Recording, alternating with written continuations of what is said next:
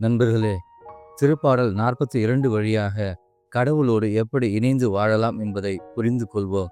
இந்த வீடியோவை முழுமையாக பார்க்குமாறு அன்போடு கேட்டுக்கொள்கிறோம். திருப்பாடல் 42. நாடு கடத்தப்பட்டோர் மன்றாட்டு. கலைமான் நீரோடைகளுக்காக ஏங்கி தவிப்பது போல் கடவுளே, என் நெஞ்சம் உமக்காக ஏங்கி தவிக்கின்றது.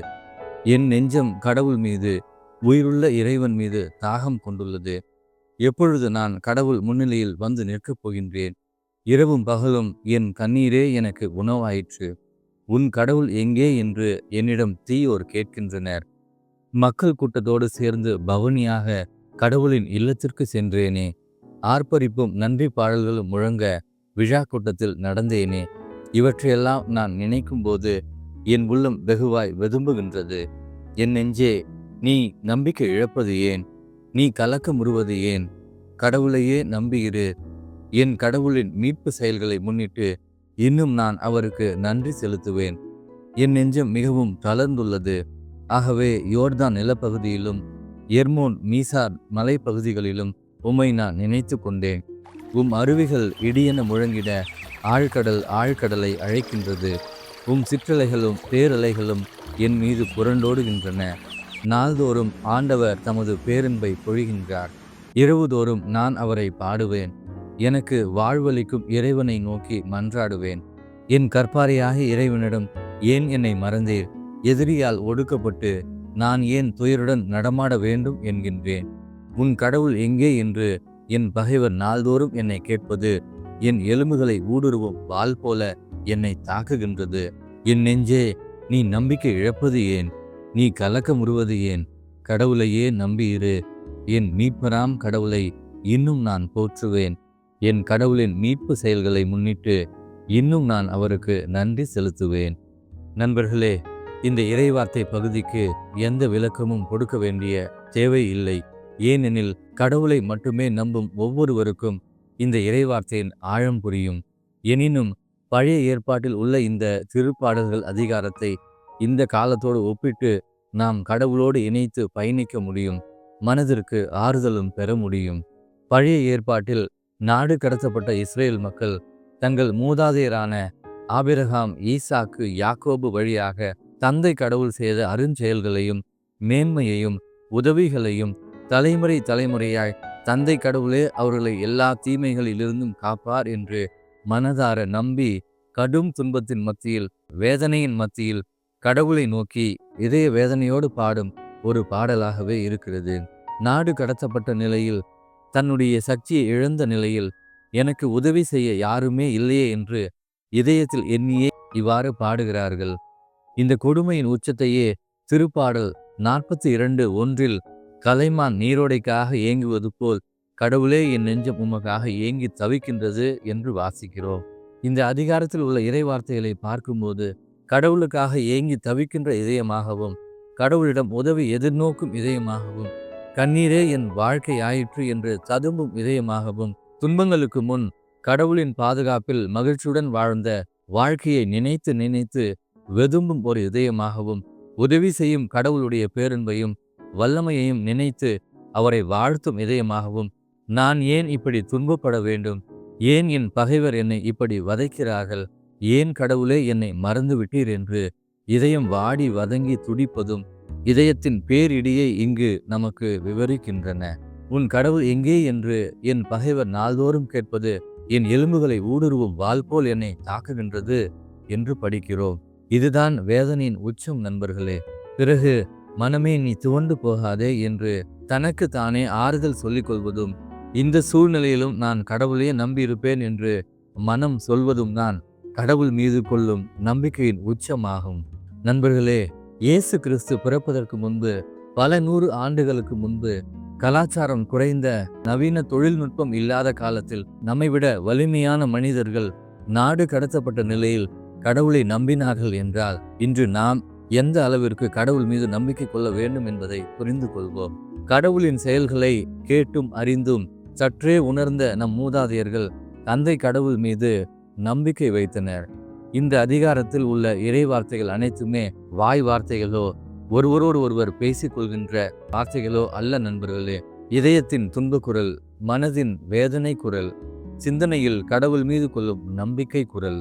இன்று அதே கடவுள் மனித உரு எடுத்து கல்வாரி மலையில் நமக்காக இரத்தம் சிந்தி, மோசே காலத்தில் பாம்பு உயர்த்தப்பட்டது போல மானிட மகனும் உயர்த்தப்பட வேண்டும்.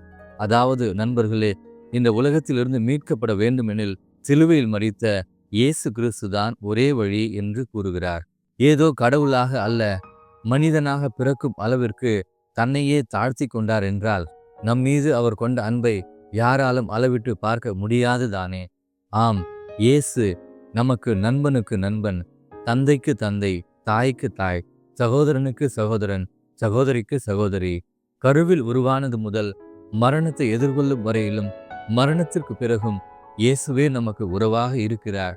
எந்த ஒரு மனிதனுக்கும் எந்த சூழ்நிலையிலும் உதவி செய்ய முடிந்தவராக இருக்கிறார். உரோமையர் 8:38-39 இறைவார்த்தைகளில் சாவோ வாழ்வோ, வானதூதரோ ஆட்சியாளரோ, நிகழ்வனவோ வருவனவோ, வலிமை மிக்கவரோ, உன்னதத்தில் உள்ளவையோ ஆழத்தில் உள்ளவையோ, வேறெந்த படைப்போ நம் ஆண்டவர் கிறிஸ்து வழியாய் அருளப்பட்ட கடவுளின் அன்பிலிருந்து நம்மை பிரிக்கவே முடியாது என்று திருத்துவர் பவுல் கூறுகிறார். எந்த அளவிற்கு இயேசு கிறிஸ்து நம்மை அன்பு செய்கிறார் என்று பாருங்கள். மீண்டும் ஏதோ கடவுளாக அல்ல, நம் ஆண்டவர் இயேசு கிறிஸ்து நம்மை போலவே உரு எடுத்து பாவம் மட்டும் செய்யாமல் அன்போடும் பாசத்தோடும் இரக்கத்தோடும், ஏன் இவர் இறைமகனா என மக்கள் புரிந்து கொள்ள முடியாதவாறு சாதாரண ஒரு மனிதராகவே வாழ்ந்து மரித்தார். நண்பர்களே, தொடக்கமும் முடிவுமாய் இருக்கின்ற இயேசு கிறிஸ்து நம்முடைய வாழ்க்கையின் இலக்கு விண்ணகமே என்று கூறுகிறார். அதற்கான பாதையை நான், கடவுளின் மகனான நானே வாழ்ந்து காண்பித்திருக்கிறேன் என்று கூறுகிறார்.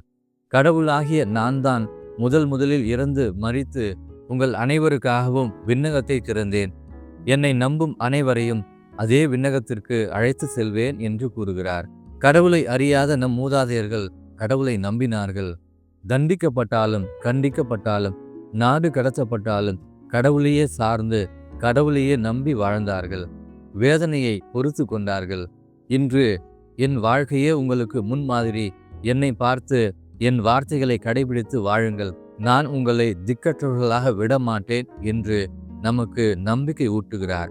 ஆம், இயேசுவின் வார்த்தைகளை பின்பற்றும் போது இவ்வுலகின் தலைவன் சாத்தான் நம்மை துன்புறுத்துவான். நாம் துவண்டு போகலாம், ஏமாந்து போகலாம், தனிமையில் வாடி போகலாம், வேதனையுற்று தவிக்கலாம்.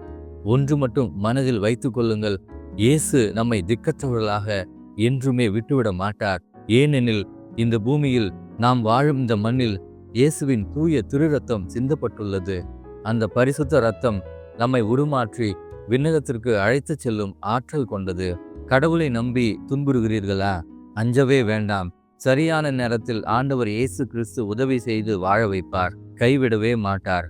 நண்பர்களே, இந்த உலகில் எல்லாம் பெற்றுவிட்டு விண்ணகத்தில் நிராகரிக்கப்பட்டால் நம்மால் ஏற்றுக்கொள்ள முடியுமா என சிந்தித்து பார்ப்போம். விண்ணகத்திற்காக துன்பங்களை நம்பிக்கையுடன் பொறுத்து கொள்வோம். இயேசு நம்மோடு தான் இருக்கிறார். நம்முடன் இருப்பவர்கள் நம்மை விட்டு பிரிந்து சென்றாலும் இயேசுவை நம்பும் எவரும் தனிமையாக என்றுமே இல்லவே இல்லை. நண்பர்களே, முதலும் முடிவுமான கடவுளே நம்மோடு இருக்கிறார். வேறு என்ன நமக்கு வேண்டும்? நண்பர்களே, நாம் கடவுளின் பிள்ளைகள் ஆயிற்றே. உலகம் நம் தந்தையால் படைக்கப்பட்டது, நாம் அவரின் பிள்ளைகள். அனைத்திலும் நமக்கு உரிமை உண்டு. நண்பர்களே, எல்லா சூழ்நிலையிலும் கடவுளையே நம்புவோம். எல்லா சூழ்நிலையிலும் அவர் மீது நம்பிக்கை கொண்டு எல்லா துன்பத்திலிருந்தும் மீண்டு வருவோம். நம் ஆண்டவர் இயேசு கிறிஸ்துவை நம்பி அவர் வழியாய் விண்ணகத்திற்கு சென்று சேர்வோம். எல்லா துன்பங்களையும் விண்ணகத்திற்காக பொறுத்து கொள்வோம். கலைமான் நீரோடைக்காக ஏங்கி தவிப்பது போல் நாம் அனைவரும் நம் ஆண்டவர் இயேசு கிறிஸ்துவின் அன்பிற்காக ஏங்கி தவிப்போம். துன்பங்கள் மத்தியிலும் நம் ஆண்டவரின் கொடூர சிலுவை பாடுகளை நினைத்து பார்ப்போம். என்றுமே அவரோடு இணைந்து வாழ்வோம். ஆண்டவர் நம்மோடு என்றுமே இருக்கிறார்.